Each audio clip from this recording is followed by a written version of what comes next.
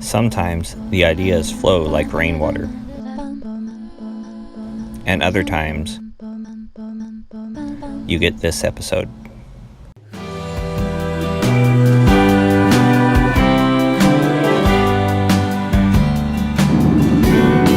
I've just had nothing work at all this week. Nothing has worked this week. Here we go. This is my vlog, my life as a working photographer. During the week, I was busy taking photos because I'm a working photographer. And that kept me quite busy. So a lot of people feel worn out and burned out and uninspired when they're busy and tired. And I can tell you, I'm busy and tired, and you just gotta go and take photos. To see how other artists get inspired, I went to the recent Longview art walk.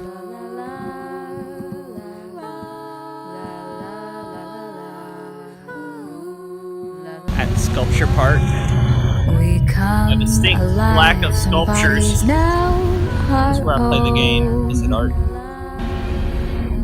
They used to have to put a top on it to keep people from throwing trash in it. And though all the while mainly stuff that I sort of get a glimpse at, and I don't really know what it is. Yeah. Think about it later, as if sort of I wait for memory to. I don't take pictures of anything or anything like that, but I sort of let them sort of marinate in my mind. Cool.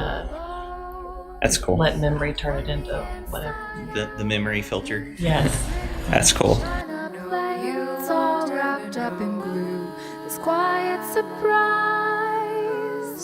I want to capture the moment that people turn a blind eye to the simplest things that they don't see. So I want to capture the moment and show them what beauty that I find in the simplest things that they just turned away to. And it surprises them when I ask them, or when they ask me, where is this? I'm like, you pass this every day.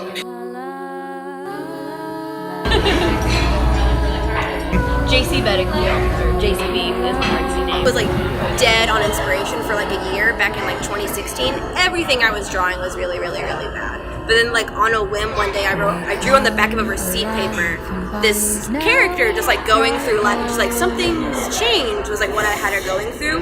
And I really liked how I drew it because it was completely different from anything I'd ever done. So I was just I'm gonna draw nothing but her for an entire year, stick to it, no other character drawings, nothing, and just see where it takes me. And just kept drawing her and creating her, putting her through situations that I was going through.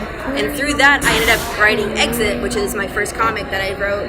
It took me a year to write because I was trying to figure out the character, what she wanted to do, who she was. And then after doing that, I was okay, I'm doing nothing but her for the rest of my life because I literally love this character to death now. And she's now been my inspiration for everything. All my comics are about her and kind of figuring her out more. And so that's awesome. A vulnerable need. I'm going to Athens to shoot a story for the Tyler Loop. Out here waiting for a story to start. It's quite an interesting view out here. I think I'm on the wrong side of the property. So before I get chainsaw massacred, I guess I'm gonna go do a little loop around this block. This is the landscape across the street at this farm area I'm doing a story at. This does get me thinking about inspiration and familiarity, and the idea that familiarity breeds contempt. And I grew up in places like this, and generally not this much open flat landscape or anything. And so growing up here, you kind of have a little contempt for it, or you take it for granted maybe. If you talk to someone from a place like California or the plains or someplace that doesn't have as much vegetation, and they think something differently, they see just outrageous amounts of trees, and it's real beautiful. And so that got me thinking, even though landscape in East Texas is kind of shabby and not spectacular in many ways, that this landscape deserves its attention too. I get a lot of my inspiration from the land, and just because I don't have the typical landscape doesn't mean it's not inspiring. So that does get me thinking that about this great Joe Lansdale quote.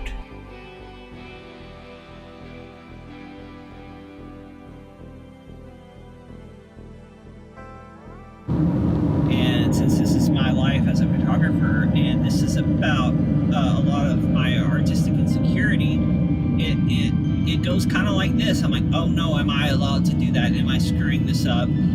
Should I even be doing this? I'm not really good enough for this in the first place. That's camera insecure in a nutshell. I was like self-conscious that most of my photographs are of women, and well, where's the rule that I can't do that? And yeah, there are a lot of issues that I have to consider because of that, and there are a lot of problems I have to make sure I'm not falling prey to. But I'm allowed to only photograph women and not be a bad person. I just have to do so responsibly, and I have to do that, wisely. But there is no rule, and there's not even a rule I have to do it wisely or responsibly. I could be a less crims, which I feel like I would have been more successful in grad school if I had just been this standard issue crass male. But part of my work is that I'm trying to do something different as a male photographing females, because there seems to be this idea that you have to photograph women a certain way if you're a man, like in like certain artistic circles, I should say. There's this idea that I have to photograph women in this very non-glamorous. If you take it to an extreme, the conclusion would be that I'm not allowed to photograph women as a man. But I'm not going to do that. I'm not going to not photograph women, because there's something more to that. And if you want to be honest, like, my viewpoint is that we have like almost all of art history is about the glorification or pleasure of men. So if I do something where I try to set a different precedent for men portraying women in art, or to set a different tone for it somehow, even if I'm not always successful at reaching my goal or making my goal obvious, that I will do that. I will be the one who tries to make a difference in that way. So that's one of my inspirations, and I'm trying to do something where men and women collaborate in ways that didn't exist as much before, but I want them to, because men need to learn not to do these certain things, gaze theory in general, but they also need something that sets a precedent instead of them just not doing it because they're scared. And I think that that's part of something I can add to the conversation. Artists make work. That's what sets us apart. We're not inspired. We don't have better ideas. We just make work. And the best artists are the ones who put the fewest obstacles in the way of their work. And they don't worry as much about things. They have an idea and it comes out. They don't throw conditions on it. They just go and they do it.